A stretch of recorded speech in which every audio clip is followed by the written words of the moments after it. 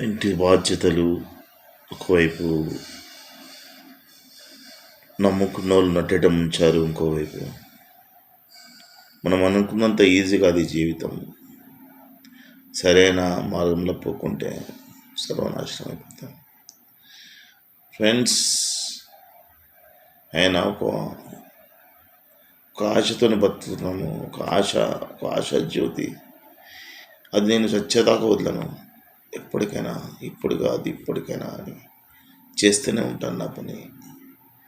నన్ను మోసం చేసిరని చెప్పి నేను బాధపడకుండా కూర్చుంటే కాదు పని. నా జీవితం, నా బ్రతం రాత్రి అవుతుంది. ఇది రాత్రి తెల్లారితో అయితే తెలియదు. భయమవుతుంది, భయపడద్దు. ఒకటే ముచ్చట, మనం ఏం తెచ్చినాం, ఏం తీసుకున్నాం. బస్ మనం మోసం చేసిన వాడు ఎన్ని రోజులు సక్కువగా బతాడు, వాడి మనసుకు తెలుసు. వాడు ఇవ్వద్దు అనుకుంటే మనం ఏం చేయలేము అని. మన నట్టేట ముంచేటోళ్ళు మన చుట్టుముట్టున్నారు, బొందలేసేటోళ్ళు చుట్టుముట్టున్నారు. ప్రతిరోజు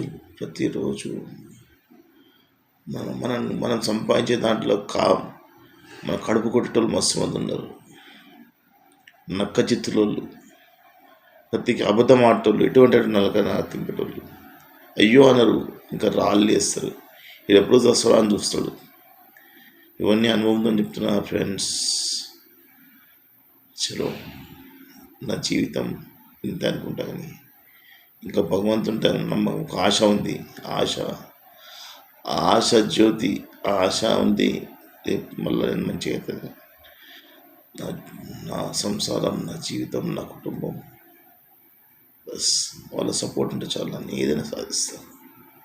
బాయ్.